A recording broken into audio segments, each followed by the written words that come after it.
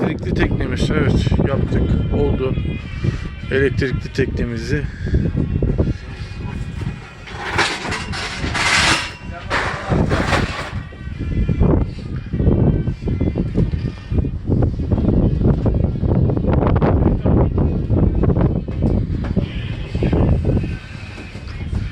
Isparta